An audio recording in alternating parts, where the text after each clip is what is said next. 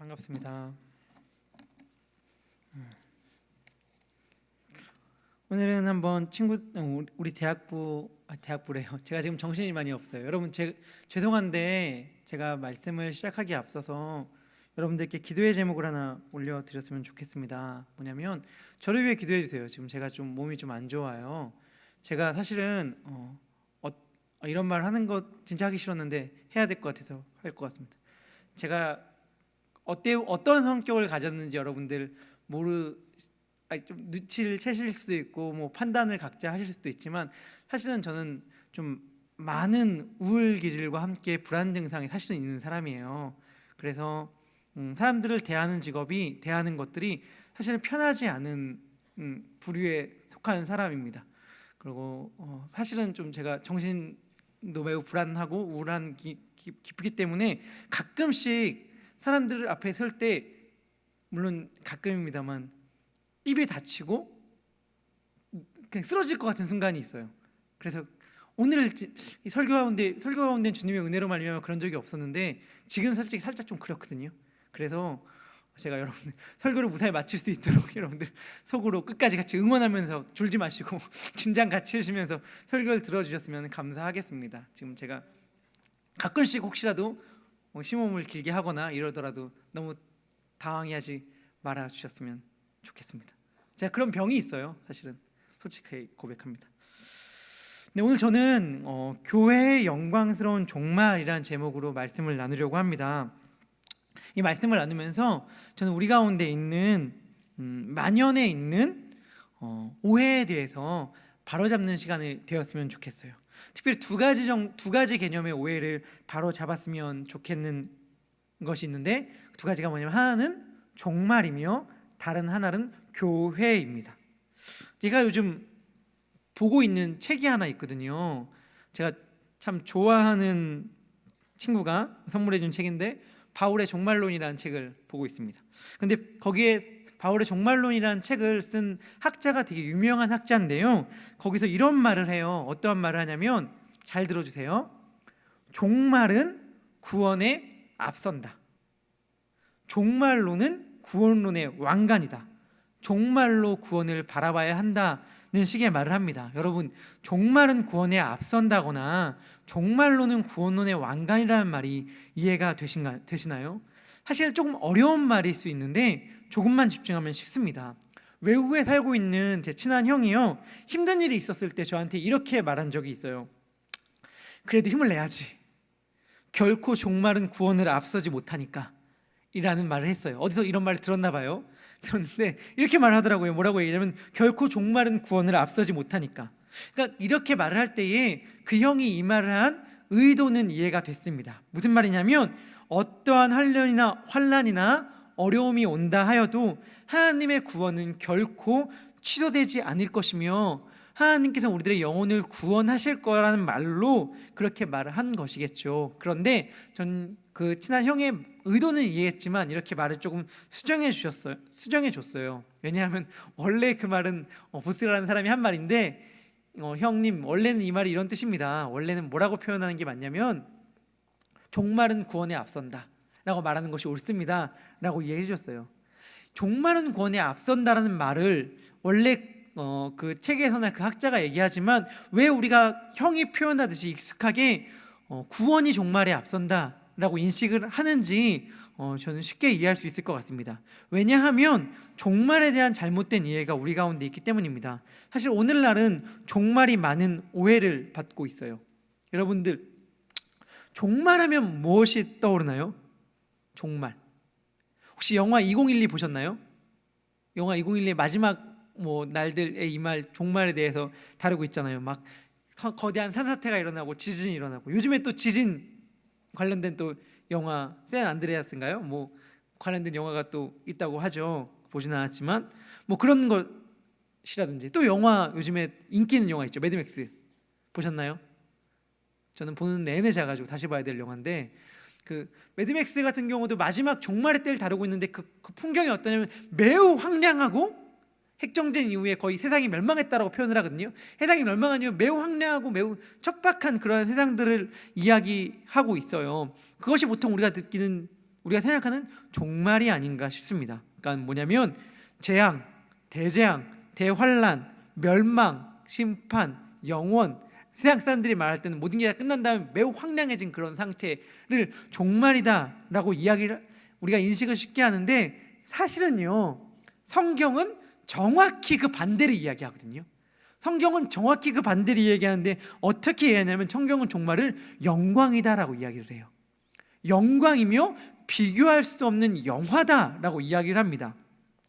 성경이 말하는 종말의 모습은 계시록 21장, 22장에 너무나도 영광스러운 모습이에요. 왜냐하면 종말이란 말 그 자체가 뭐죠? 마지막이다 라는 말인데, 성경이 말하는 마지막은 영광이거든요. 말로 할 수 없는 영광. 우리가 보면 그 앞에 그저 경탄밖에 할 수 없는 영광을 맨 마지막에 이야기하기 때문에, 사실은 성경은 종말이다 얘기할 때는 영광, 영화를 이야기합니다. 오늘 읽은 히브리서 본문의 표현을 빌리자면 모든 것이 온전하여지는 때가 바로 종말이에요. 종말이 모든 것이 끝난 맨 마지막이라면 어떻겠어요? 우리가 성경을 믿는다면 사실 종말은 매우 멋지고 아름답고 영광스럽고 온전한 것이거든요. 종말은 있습니다. 우리 기독교는 종말을 믿습니다. 하나님께서 종말에 결국 그리하실 것을 믿고 살아가는 것이 바로 기독교인입니다. 그런데 하나님께서 그러한 종말, 마지막에 정말 말로 형용할 수 없는 그 영광스러운 것을 이루기 위하여 어떤 걸 우리 가운데 베풀어 주셨냐면 십자가의 은혜잖아요. 십자가의 은혜로 말미암아 우리가 구속함을 받고 말로 할 수 없는 영광 가운데 들어가 있지 않습니까? 그러니 하나님의 구원 계획이나 하나님의 큰 계획에 있어서는 종말이 앞선다 라는 의미에서 종말은 구원에 앞선다라고 말하는 거예요. 하나님께서 종말의 그 영광을 이루기 위하여 십자가 사건을 우리 가운데 허락하여 주셨으니까, 맨 마지막 그 말할 수 없는 영광을 이루기 위한 계획 가운데 펼쳐지는 것이니까 종말은 구원에 앞선다, 종말로는 구원의 왕관이다 라는 식의 얘기를 하는 것입니다. 제가 옛날에 하나님의 형상, 옛날도 아니죠, 하나님의 형상이라는 설교를 했을 때에 저는 우리들은 불멸의 존재이며 말할 수 없는 영광스러운 존재가 될 것이기에 서로가 서로를 바라볼 때에 그러한 시선을 가지고, 그러한 인식을 가지고 서로 바라봐야 한다라는 말씀을 드린 적이 있는데, 이것이 바로 다시 표현하면 종말론적 입장에서 종말의 시선을 가지고 서로를 바라본다라고 표현할 수 있는 거예요. 우린 서로를 종말의 시선을 가지고 바라볼 수 있어야 하는데, 이것은 우리가 서로를 바라보는 시선뿐만 아니라 교회를 바라볼 때도 마찬가지여야 합니다. 저는 오늘 교회에 관련된 이야기를 하려고 합니다. 우리가 교회를 바라볼 때 교회도 이러한 종말, 말로 할 수 없는 영광된 모습으로 변화될 것을 상상하고 소망하며 우리 현재의 교회를 바라봐야 합니다. 여러분들, 솔직히 우리가 교회를 바라볼 때에, 우리 교회를 바라볼 때 여러분들의 마음은 어떻습니까? 우리 교회에 점수를 매긴다면 몇 점을 주고 싶으세요? 근데 우리가 점수를 매길 때는 우리 각자가 다 아마 일정한 기준이 인식하든 인식하지 못하든 있을 거예요. 그래서 우리 교회는 그래도 이런 점들은 좋은 것 같아, 아니 우리 교회는 이런 점들이 너무 약하고 부족해 라고 하는, 우리가 어떤 교회에 대한 기준을 가지고 인식하면서 우리는 평가합니다. 우리가 그 교회에 대한 어떠한 기준을 평소에 인지하고 있든 못하던 간에 모든 사람들은 다 교회에 대한 어떠한 기준들을 갖고 있어요. 교회는 이래야 돼. 누군가에겐 이러한 교회의 모습이 매우 구체적일 수도 있고요, 누군가에겐 매우 막연할 수도 있을 거예요. 하지만 분명한 것은 우리가 모두가 다 교회는 이러한 곳이어야 된다라는 생각을 가지고 있을 것입니다. 여러분들, 교회는 어떠한 곳이죠? 우리 청년교회, 예수양남교회, 또 적게는 청년교회, 더 적게는 목장, 이 교회니까 목장을 떠올리기에 앞서서 먼저 교회란 어떠한 곳인가를 생각해 봤으면 좋겠어요. 사실 저는 교회란 이러한 곳입니다 라는 당위성을 오늘 얘기하려고 싶진 않아요. 그 너무 중요한 얘기지만 제가 오늘 하고 싶은 말은 다른 것에 있기 때문입니다. 근데 그렇기 때문에 이것은 매우 가볍게 넘어가 봅시다.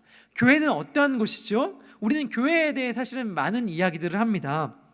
교회는 예수님께서 피로 사신 공동체가 바로 교회 아닙니까? 또 교회는 예수님의 몸이다 라고 이야기를 하기도 하고, 교회는 죄인들의 모임이다 라고 이야기를 하기도 합니다. 교회는 예배드리는 자들이 모인 곳이다 이렇게 얘기하기도 하는데, 아마 이런 식으로 얘기하면 정말 많은 얘기들을 할 수 있을 거예요. 우리가 갖고 있는 교회에 대한 생각들이 거의 다 다양하기 때문입니다. 하지만 이러한 얘기를 했을 때 누군가가 그건 아닌 것 같은데 라고 말할 건 없을 거예요. 우리는 매우 정답, 즉 교회는 이러한 곳이다라는 정답들을 머릿속에 알고 있기 때문입니다. 그럼 우리가 갖고 있는 그 정답을 가지고 우리의 있는 현장에 시선을 돌렸으면 좋겠습니다. 우리의 예수양남교회는, 청년교회는, 목장은 우리가 갖고 있는 교회는 이러한 곳이다 라는 기준으로 바라봤을 때 교회입니까? 라는 질문이죠. 그러한 교회는 이러한 곳이어야 돼 라고 하는 기준들이 각자 갖고 있을 텐데, 그러한 기준으로 우리들의 교회를 바라보면 어떻습니까? 우리는 우리 청년교회를, 우리들의 목장을 교회라고 할 수 있나요? 제가 사역을 시작할 때는 대학원에 들어가면서부터인데, 전 대학교를 졸업하자마자 바로 대학원을 들어갔어요. 그래서 사실 공백기가 없었긴 했지만 대학생일 때는 저는 사역을 안 하고 있지 않습니까?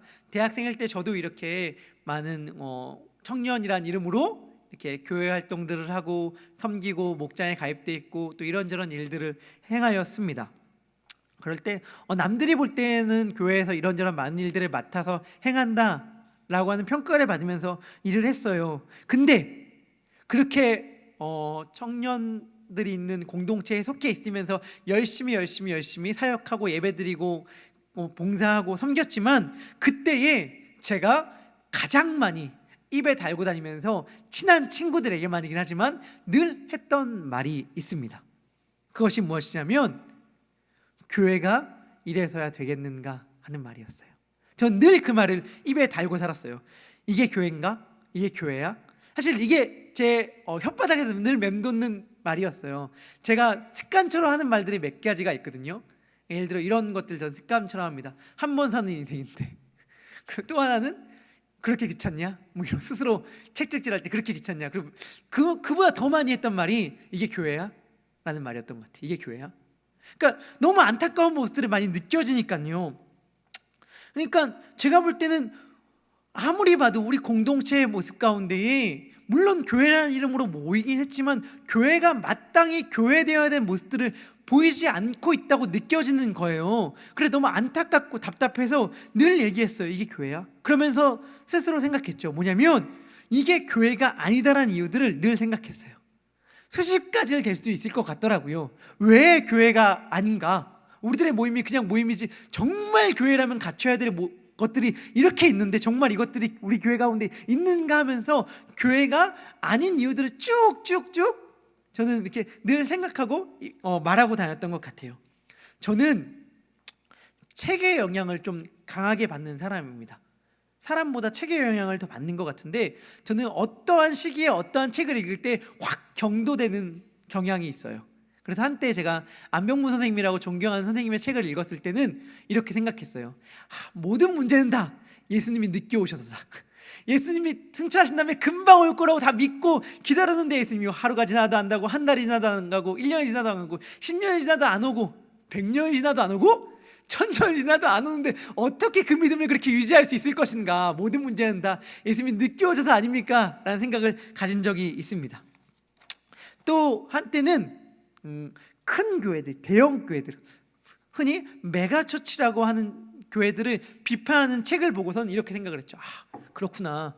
모든 건 다 교회가 커서 문제이구나 라고 하면서, 교회가 커서 문제라고 생각하면서 교회가 크기 때문에 교회답지 않은 이유들을 막 대기 시작했어요. 저는 교회에서 사랑과 관심과 예수님의 헌신, 섬김, 나눔, 기대, 소망들을 발견하기 힘든 걸 바라볼 때에 그런 것들을 바라보면서도 교회가 참 교회답지 못하다는 생각을 했겠지만, 그 무엇보다도 저를 가장 이게 교회야? 이게 교회야? 라는 질문으로 이끌었던 건 사실은 가장 컸던 건 하나예요. 뭐냐면 관계였습니다. 관계. 왜냐하면 성경에서도 그렇고 우리가 흔히 하는 말도 그렇고 교회는 가족이라고 얘기하는데 도무지 가족 같지가 않은 거예요. 서로에게 이렇게 무관심하고 모르는 가족이 어떻게 있을 수 있습니까? 가족을 넘어서서 성경은 교회를 몸의 지체고 그리스도를 머리로 하는 한 몸이라고 이야기하는데도 불구하고 우리는 정말 서로에 대해 모른다라는 느낌을 들었기 때문에 저는 교회가 교회 같지 않다고 생각했어요. 옆 사람의 아픔이 내 아픔이 아닌 것은 물론이거니와 옆 사람이 아픈지조차도 모르는 현실들과 사실은 아픔을 알기도 힘든 구조 가운데 있어서 서로에게 어떠한 배려가 부족한 마음을 탓할 수만도 없는 현실들을 바라볼 때에 이건 교회가 아닌 것 같은데 라고 생각했습니다. 그러면서 머릿속으로 계속 이상적인 교회의 모습을 그렸죠. 그러면서 나중에 나는 이런 교회 해야지 라고 생각하면서 머릿속으로 이상적인 교회의 그림을 그렸고 그 그림은 지금도 저에게 분명한 그림으로 있습니다. 하여튼간 여하튼간 저는 제가 진짜 좋아하는 책인데 지금은 개정되어서 이름이 바뀌었지만 옛날 버전 이름으로는 교회가 없다 이런 책도 있었어요. 프랭크 바이오라라는 사람이 쓴 책인데 이런 책들 읽으면서 현대 교회를 정말 속으로 그리고 가끔씩 친한 사람에게는 입을 열면서 비판을 무지하게 했습니다. 그런데 그러던 어느 날 제가 입에 달던 말 이게 교회야? 라는 말이요 어느 순간 바뀌기 시작했어요. 이게 교회구나 로요. 이게 교회구나. 이게 교회다. 사실은 사역을 하면서 더욱더 분명해지는 것 같았어요. 분명히 알게 된 것 같은데 뭐냐면 제가 그렇게 비판하던 교회 있잖아요. 제가 이게 교회야? 라고 하던 교회가 누군가에게는 은혜의 장소더라 라는 걸 알게 된 거예요. 그리고 누군가는 그곳에 와서 영혼이 회복되더라 라는 걸 알게 된 거죠. 은혜 받는 사람들이 또 있긴 있더라고요. 그리고 저는 도저히 제가 다니는 교회가 아니다라고 어느 순간 사실은 머리는 그렇게 할지 모르겠지만 냉정하게 따지고 들어가면 부정할 수가 없구나 교회라는 사실을 이런 걸 알게 됐어요. 이게 교회가 아니라면 대체 뭐란 말인가? 라는 질문에 저는 답할 수가 없었거든요. 여러분 아마 이곳에 모인 분들 가운데서도 청년교회 가운데 혹시 안타까움을 가진 분들이 있을 줄 압니다. 저처럼 이게 교회인가? 라고 할 줄도 모르겠습니다만 신기한 게 뭔지 아십니까? 신기한 건 뭐냐면 우리가 그럼에도 불구하고 교회에 나온다는 사실입니다. 무슨 말이냐면 우리는 다 압니다. 기독교는 결코 지적이거나 내적이기만 한 신앙이 아니고 삶이 수반되는 종교이면서 그것은 오직 공동체 안에서만 가능하다는 사실을 압니다. 공동체의 수준은 둘째 문제예요. 무슨 말이냐면 어쨌든 간에 우리는 그리고 기독교는 공동체를 필요로 하며 우리는 교회에 없는 삶을 상상할 수가 없는 존재가 되어버렸다는 것이죠. 제가 읽은 글 가운데 되게 인상 깊은 글을 읽었어요. 제가 한번 읽어보도록 하겠습니다. 잘 들어보세요. 매주 신기하게 느껴졌다. 장판뿐인 맨 바닥에 초라한 성구 보관실은 어떤 꽃으로도 분위기를 살리거나 따뜻하게 할 수 없었고 내가 아주 좋아하는 순서인 찬송 부르기도 형편없었다. 성경 봉독은 사람을 지치게 했고 느릿느릿한 의식은 공허하고 밍밍했고 설교는 지독히도 알맹이가 없었다. 말하면서 갑자기 확 와닿네요. 음울한 허망함과 안개처럼 사방에 쫙 깔린 가운데 그와 동시에 존재하는 어쩌면 그로 말미암은 놀라운 사실이 있었다. 그것은 그런데도 불구하고 우리가 교회에 줄기차게 나와 매주 그 과정을 되풀이하고 있다는 사실이었다. 여러분 이게 신기하고 놀라운 거예요. 왜 놀랍냐면요 우리가 머리로 따지면 안 나오는 게 당연한 공동체에 나온다는 사실이거든요. 근데 이게 하나님의 입장에서 보면 당연한 겁니다. 왜냐하면 이것이 본질이기 때문입니다. 무엇이 본질인가요? 폴 트레니에라는 사람을 말합니다. 사람이 혼자서는 못하는 게 두 가지가 있는데 하나는 결혼이며 다른 하나는 기독교인이 되는 것이다 라고 이야기를 해요. 기독교인은 필연적으로 공동체적 개념이면서 우리가 그리스도인이라면 교회로 나올 수밖에 없습니다. 교회에 대한 만족도가 낮으면 낮을수록 우리 교회가 별로라고 생각할수록 우리는 이 사실을 더욱더 절감하며 온몸으로 고백하는 거예요. 왜냐하면 모든 걸 따져보면 안 나와야 되는데 나온다는 거죠. 왜냐하면 우리가 안다는 겁니다.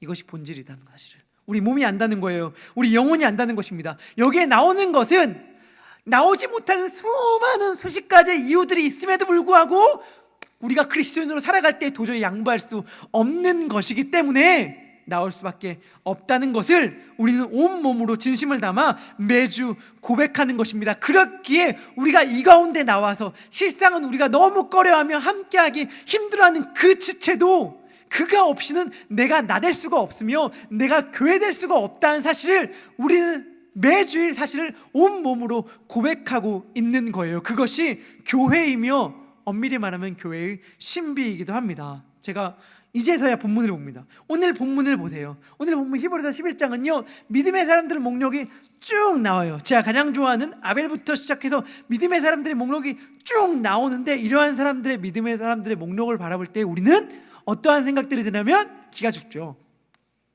이들의 믿음이 얼마나 대단합니까? 이들의 믿음은 우리가 읽은 본문 가운데 보면은 엄청나잖아요. 사자들의 입을 막고 불의 세력을 멸하고 칼날을 피하고 전쟁 가운데 용감하게 되기도 하고 조롱당하고 채찍질나가고 결박과 옥에 갇히는 시련도 밟고 돌로 치고 톱으로 켜는 것, 시험, 칼, 죽임, 양과 염소의 가죽을 입고 유리하고 궁핍하여 환난과 학대를 받고 광야와 산과 동굴과 토굴에서 방황하는 이러한 삶, 믿음 하나 때문에 이러한 고초와 고난을 다 겪은 이러한 사람들의 믿음을 바라볼 때 우리들은 얼마나 우리들의 믿음이 초라해짐을 느낍니까? 이 사람들의 믿음을 보면서 우러러보고 싶지 않습니까? 그런데 성경은 뭐라고 이야기하냐면 이러한 사람들이 히브리서 11장 40절에 보면 우리가 아니면 온전하여질 수 없다고 이야기를 한다는 거예요. 무슨 말이냐면 아브라함이, 에녹이, 노아가, 모세가 그 엄청난 믿음의 선진들이요 여기 모인 하루하루 근근히 살아가면서 교회에 왜 나와야 될지도 헷갈리면서 그럼에도 불구하고 한 발짝 한 발짝 흰 걸음을 떠서 이 자리에 나온 우리들이 아니면 부족하다는 거예요. 우리들로 말미암아 온전하여진다는 것입니다. 모세가요, 에녹이요, 우리들이 필요한 존재래요. 이게 무슨 말일까요? 이것을 아까 제가 말한 종말론적 개념으로 이해해야 합니다. 히브리서는요 결국 온전하게 성취될 하나님 나라에 대해 이야기를 합니다. 결국 온전하게 완성될 하나님의 성전, 하나님의 교회에 대한 이야기를 하는데, 이 교회는요 온 모든 믿는 사람들이 한 명도 빠짐없이 충만한 수가 다 거기 들어오는 그러한 교회에 대해 이야기를 하는 거예요. 한 명도 여기서 빠지면 안 돼요. 그럼 부족한 거예요. 우리는 다 성전의 재료라고 에베소서에서 바울이 얘기하지 않습니까? 우리가 교회의 재료이며 우리가 교회입니다. 그런데 하나님께서 하나님의 교회를 만드시는데 한 명이라도 빠지면 온전한 교회가 안 되는 거예요. 그러면 한 명이라도 빠지면 어떻게 되죠? 교회가 온전하지 못한 것입니다. 그들의 믿음이 아무리 뛰어나다 하더라도 온전할 수 없습니다. 우리가 없으면 아벨도 노아도 에녹도 온전할 수 없고, 이것이 바로 교회라고 성경은 이야기하는 것입니다. 그렇기 때문에 교회는요 모든 사람들이 다 필요합니다. 한 명도 빠져서는 안 돼요. 낙오되면 안 됩니다. 우리가 볼 때에 아무리 연약한 지체라고 하더라도, 많은 사람들이 오히려 불편하게 많은 사람이라 하더라도요 그 사람은요 너무 신실하면 모든 사람에게 힘이 되어주는 그 사람만큼이나 필요한 존재입니다. 교회 입장에서 바라볼 땐 말이죠. 하나님께서 모든 사람들을 사용하셔서, 우리 모두를 사용하셔서 교회를 만들어 가십니다. 그리고 이것은요 절대 하나님이 중간에 포기하지 않으십니다. 한 사람도 포기하지 않으셔요. 좀 삐져나왔네? 이 사람은 좀 안 받는 것 같아. 이 사람은 우리 교회를 만들어 가는데 우리 교회에 좀 어울리지 않는 것 같아 하고서 중도에 포기하는 경우가 없으셔요. 왜냐하면 하나님께서 자기의 하나밖에 없는 아들을 죽이시면서까지 이루시는 일이기 때문에 그렇습니다.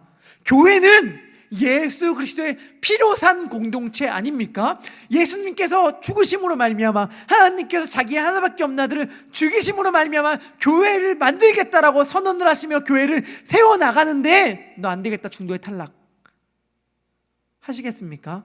안 하신다는 것이죠. 우리가 볼 땐 저 사람은 안 될 것 같은데요 라는 사람도 하나님의 눈으로 볼 때는 아무도 그런 사람 없어요. 어떻게 알 수 있죠? 나를 받으셨잖아요. 나를 받으신 하나님께서 교회로 만들어가지 못할 사람이 어디 있겠습니까? 그렇기 때문에 교회의 중요한 특징 중 하나는 뭐냐면, 지금 우리가 눈으로 볼 때 어떠하다 하더라도 결국에 완성될 종말론적 교회를 떠올리면서 우리가 현재의 교회를 바라봐야 한다는 거예요. 우리가 바라볼 때 우리 공동체를 깨트리는 것 같은 사람이나, 아니면 우리가 바라볼 때 우리 공동체가 아무리 부족하고 아무리 연약하고 못난 것처럼 보인다 하더라도요, 하나님께서 만들겠다고 선언하신 이상 하나님께서는 그렇게 만들어갈 것입니다. 우리는 그 믿음을 가지고, 그 확신을 가지고 우리들의 현재의 교회를 바라봐야 합니다. 그러면서 우리 현재의 교회를 하나님께서 그렇게 만드시길 소망하면서 우리는 교회됨을 이뤄가야 하죠. 저는 또 하나의 교회의 중요한 특징에 대해 이야기하겠습니다. 교회의 중요한 특징 가운데 하나는 무엇이냐면 연약함과 무력함입니다. 연약함과 무력함은 제가 볼 때 교회의 중요한 표지입니다. 여기 신대원을 준비하시는 분들이 계실 텐데, 교회의 표지라고 말하는 것이 크게 신학적으로는 3개 있어요. 아시나요? 말씀과 성례와 권징이죠. 그런데 이것은 신학적으로 너무 중요한 거지만 제가 볼 때는 중요하지 않다는 게 아니고요, 교회의 교회됨을 나타내는 표지인데, 저는 오늘 교회가 교회됨을 나타내는 표지로 다른 걸 이야기하고 싶은데, 그것이 무엇이냐면 연약함과 무력함입니다. 저는 취미를 갖고 있는 것 중 하나가 뭐냐면 옛날 영화를 보는 걸 좋아해요. 뭐 흑백 영화, 무성 영화, 최초의 무슨 영화, 뭐 이런 것들 있잖아요. 이런 것들을 보는 거 되게 좋아하고요. 이렇게까지 거슬러 가지 않더라도 그냥 옛날 영화들을 보는 걸 좋아해요. 오래된 영화들 보는 걸 좋아하는데요. 제가 참 좋아하는 영화 가운데 포세이돈 어드벤처라는 영화가 있습니다. 여러분들 아시나요? 우리 좀 있으신 분들은 아실까요? 포세이돈 어드벤처라는 영화가 1972년에 만들어진 영화예요. 어떤 영화냐면 재난을 다룬 영화입니다. 제가 재난을 다룬 영화 크게 2개 좋아하거든요. 타워링이랑 포세이돈 어드벤처. 물론 타이타닉 같은 너무 명작들도 있지만 그건 너무 좋아하는 사람들이 많고, 제가 좋아하는 건 타워링이나 포세이돈 어드벤처 좋아하는데, 그냥 타이타닉이랑 똑같다고 생각하시면 돼요. 제가 이 영화 얘기를 하면서 교회에 대한 얘기를 하고 싶은데, 그냥 포세이돈이라는 엄청나게 큰 배가 있습니다. 초호화 유람선이에요. 그 배에는 정말 다양한 사람들이 즐기고 유람하고 있고요. 그 배에 매우 독특한 한 사람이 타고 있는데, 목사예요. 스콧 목사, 프랭크 스콧이었나요? 스콧 목사가 타고 있는데요. 진에크, 제가 좋아하는 배우인 진에크만이 맡았던 역할입니다. 스콧 목사는 좀 독특합니다. 뭐라고 독특하냐면, 하나님께 기도하지 마십시오. 하나님은 우리들의 일을 스스로 행하기를 원하십니다 라고 외치고 다니며 설교하는 목사예요. 그래서 어디서 제명도 당하고 지금 선교사에서 잘려가지고 그냥 배를 타고 다니고 있는 중이었어요. 그런데 초호화 유람선인 포세이돈 호가 좌초를 하게 됩니다. 그래서 어떤 상황이 벌어지냐면, 거대한 배가 그냥 거꾸로 뒤집혀요. 아예 상하가. 그래서 구조를 받기 위해서 어떻게 하냐면 배 밑으로 가야 올라가는 게 되는 거예요. 그러면 공기도 없어지고 결국엔 바다에서 빠져나와야 되니까 사람들은 위로 올라가는데 그 위가 사실은 밑으로 가는 거죠. 근데 크게 사람들이 나눠져요. 목사의 인도하에서 배 밑으로 결국엔 위로 올라가는 무리들이 있고요. 여기서 우리들 구조선을 기다립시다, 우리를 구조할 사람들을 기다립시다 하는 그런 사람들이 있어요. 결과적으로 기다렸던 사람들은 다 죽습니다. 이제 목사를 딱 위시해서 사람들이 가기 시작합니다. 가기 시작하는데 가면서 배가 좌초됐으니까 막 파도 치면서 뭐 전기 기구들도 막 왔다 갔다 하고 그래서 불도 나고요. 막 그러면서 한 명 한 명씩 죽기 시작해요. 그 목사를 따라선 사람들이 몇 명 됐는데 한 명 한 명씩 막 죽기 시작하는 거예요. 너무 끔찍한 일이죠. 너무 슬픈 일이죠.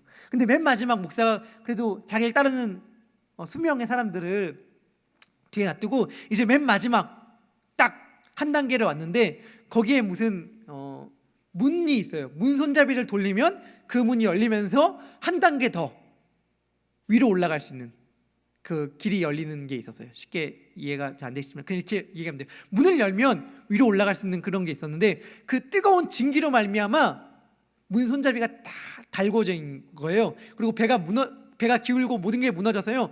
그 돌리는 것이 천장에 달려 있어서 그 돌리려면 대롱대롱 매달린 상태에서 돌렸어야 됐습니다.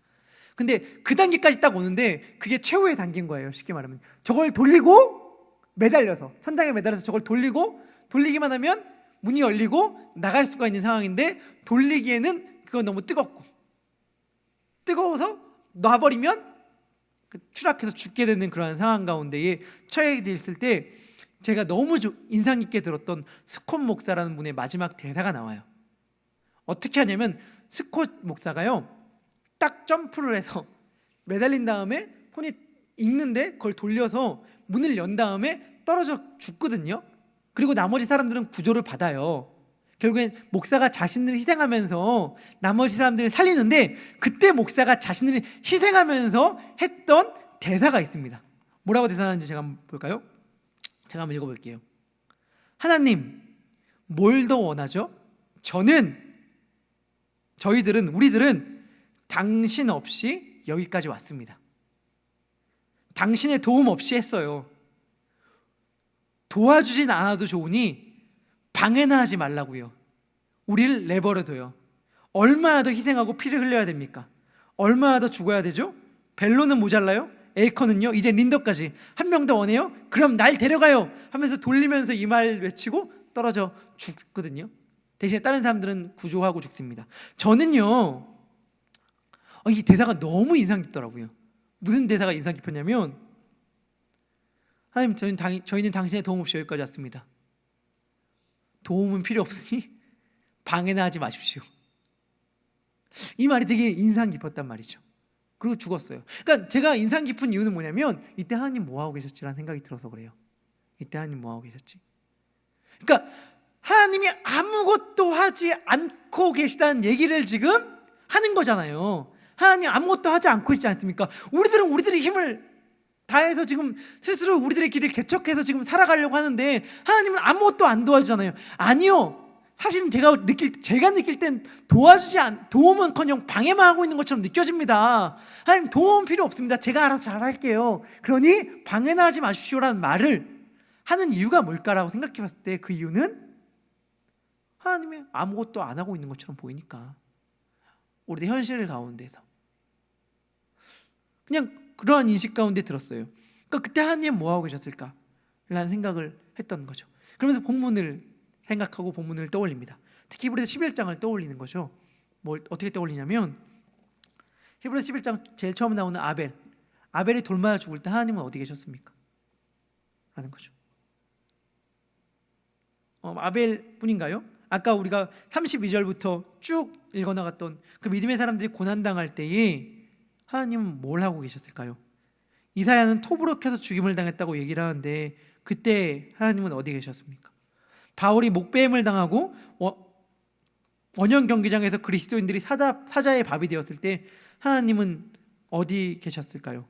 우리가 오늘 읽은 본문 같은 이런 사람은 세상에 감당하지 못하느니라 했을 때 이런 사람들이 받는 고난들과 시련을 받고 있었을 때 이것들은 결국엔 교회의 모습이라고 제가 말씀드렸는데 교회가 이러한 시련을 당하고 있을 때 하나님은 어디에 계십니까?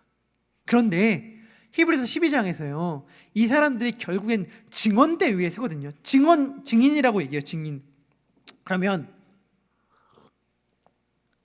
목베어 죽임당한 바울이나 톱으로 켜 죽임당한 이사야나 돌맞아 죽은 아벨이 증언을 합니다. 무슨 증언해야 될까요?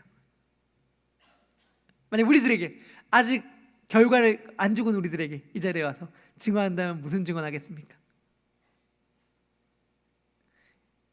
여러분, 하나님 믿어봐야 소용없더라. 하나님 믿으니까 그냥 쉽게 말하면 그냥 의미 없는 개죽음 당하더라. 돌마다 죽더라. 집도 절도 없이 쫓겨다니더라. 오죽하면 내가 동굴에 살았냐. 하나님 믿으니까 그냥 의미 없이 그냥 사자밥이 되더라 라는 증언을 해야 될 것 같은 것으로 전 읽히는 거예요. 왜냐하면 그들이 현실이 그러하였으니까. 그들의 현실이 뭐냐면 예수님 믿었는데 어떻게 했습니까? 라는 증언을 해야 되는데 예수님 믿었는데 어떻게 했습니까? 예수님 믿으니까 사자밥 됐습니다. 근데 하나님 안 도와주시던걸요. 예수님 믿었는데 형이 돌로 쳐 죽입디다. 근데 하나님 그때 나 안 보고 계시는 것 같던데요. 이렇게 얘기를 할 것 같은데 오히려 반대라는 거죠. 구름처럼 둘러싼 허다한 많은 증인들이 뭐라고 얘기냐면 이 길 걸어가, 이 길 걸어가, 내가 간 길 걸어가 라고 증언을 하더란 말이죠. 왜일까? 왜냐하면 제가 볼 때는 그들은 종말을 바라봤기 때문에 그럴 수 있었던 것 같아요. 그러니까 단순히 내가 지금 죽는 것보다 더 뒤에 있는 결국 마지막에 영화롭게 될 그 놀라운 일 말이죠. 우리들의 교회는요, 현재의 모습을 가지고 하나님께 평가받는 곳이 아닙니다. 우리들도 마찬가지예요. 그리스도인이 그렇다면 그리스도인의 교회도 마찬가지입니다. 우리들은 현재의 모습을 가지고 하나님은 우리들을 바라보지 않아요. 우리들은 늘 현재의 모습을 바라봅니다. 그러면서 얘기하죠. 이게 교회인가? 이게 교회인가? 얼마나 부족함이 많은데 우리 교회인가? 이게 그리스도인의 삶들인가? 이렇게 연약한 거 무력하고 아무런 힘도 발휘하지 못하고 그저 억울하고 당하기만 사는 게 이 교회의 삶이요? 그리스도인의 삶이란 말인가? 라고 생각할지 모르겠지만 하나님은 이러한 현재의 눈으로 바라보지 않습니다. 이것은요, 마치 지금은 흉측한 철골만 있는, 철근만 있는 건물을 바라봤을 때 너무 흉측하다, 여기 사람이 어떻게 살아? 라고 생각할 수 있지만 그것이 아직 완성되지 아니한 건물이기 때문에 그러한 모습을 지니고 있는 것과 같습니다. 아직 교회는요, 우리들은요, 만들어 가고 있는 중입니다. 그 가운데에서 하나님께서 침묵하는 것처럼 느껴지고 고난이 있고 연약함과 무력함이 체감되다 하더라도요, 우리가 버텨야 되는 이유가 여기 있고요, 우리 가운데 도무지 함께 하기 힘든 사람들이 있다 하더라도 견뎌야 하는 이유가 여기에 있는 것입니다. 왜냐하면 하나님께서 만들어가고 계신 중인데 하나님께서는 선언하셨거든요. 말할 수 없는 영광으로 만들 것이다. 너희가 상상할 수 있는 그 어떠한 것보다 더 영광스러운 것으로 만들어갈 것이다 라고 선언하시면서 우리 교회를 바라보고 계셔요. 그렇기 때문에 우리도 이러한 눈으로 우리들의 교회를 바라봐야 합니다. 청년 교회를 바라봐야 하고 목장을 바라봐야 합니다. 목장 가운데 운영하고 오늘 그냥 이상한 소리만 하고 끝인 것 같아. 목장에 나오기도 재미없어요. 힘들어요. 청년교회 나왔는데 뭐 없는 것 같아요. 의미 없어요. 상관없어요. 하나님께서 그러함에도 불구하고 우리를 이곳에 계속 불러주고 계십니다. 왜냐하면 우리가 함께 하는 것 자체가 우리의 존재의 이유이기 때문에 그래요. 하나님께서는 반드시 만들어갈 것입니다. 그렇기 때문에 우리들의 필요한 것은 무엇이냐면 이것을 믿고 우리들의 공동체를 바라보는 게 필요해요. 우리 찬양 같이 했으면 좋겠는데요, 제가 전심으로 같이 찬양했으면 좋겠습니다. 갑자기 찬양한다고 하죠? 네, 찬양했으면 좋겠습니다. 하여튼간 하나님께서 저를 쓰러지지 않게 해주셔서 감사합니다. 우리가 전심으로 찬양을 하면서 느꼈으면 좋겠어요. 그러니까 우리가 믿는 예수님은요, 호락호락하신 분이 아닙니다. 우리처럼요 그렇게 쉽게 평가하고 우리를 바라보면서 너 이래 너 저래 하시는 분이 아니에요. 예수님은 우리를 바라보면서 말씀하십니다. 내가 너를 위해 죽었다. 그리고 내가 교회를 세우기 위해 죽었다. 여러분, 지금 이렇게 제가 청년교회를 바라봅니다. 사실 어떻게 보면은 초라해 수도 있는 공동체거든요. 듬성듬성 앉아 있고요, 서로가 서로의 마음의 거리들도 있죠. 근데요, 쭉 볼 때 이렇게 말씀하시는 거예요. 초라해 보이니? 마음의 거리들이 느껴지는 것 같니? 아니면 교회 같지 않니? 가족됨을 못 느끼니? 근데 이렇게 모이게끔 하기 위해서 내가 십자가에 달려 죽었어. 너는 불만을 가지고 있는 모습을 나는 얼마나 기뻐하는 줄 아니? 내가 이거 만들려고 죽었다니까. 그러니까 이걸 우리는 잊으면 안 될 것 같아요. 그렇기 때문에 우리는 절대로 포기하면 안 됩니다. 교회가 소망이다 라고 했을 때 그 의미는요, 우리에게 무슨 능력이 있어서 교회가 소망입니다 라는 것이 아니에요. 교회가 소망인 이유는 교회의 존재 자체가 예수님께서 결코 실패할 수 없는 것이 교회의 본질이고 본질이기 때문에 교회가 소망이다라고 얘기하는 거예요. 교회를 세울 때 뭐라고 얘기하죠? 음부의 권세가 해하지 못할 것이 교회라고 얘기했고, 이것은요, 교회가 이렇게 하면 저렇게 하면, 교회가 건강한 모습을 가지면, 교회가 이렇게 그리스도의 뜻을 해가면이 아니라 그냥 교회면 그런 거예요. 교회면 예수님께서 그렇게 하시기 위해 죽었다니까요. 옆에 지체들을 바라보면서 옆에 지체들을 우리와 함께 하기 위하여 죽었고, 종말에 말할 수 없는 영광 가운데 주님께서 그렇게 교회를 만들어갈 것이라고 말씀하십니다. 이러한 주님께서 교회를 만들어 가실 걸 기대하고 소망하며, 우리들의 각자를 빚어 가실 걸 소망하며 우리 찬양하도록 하겠습니다. 찬양하겠습니다.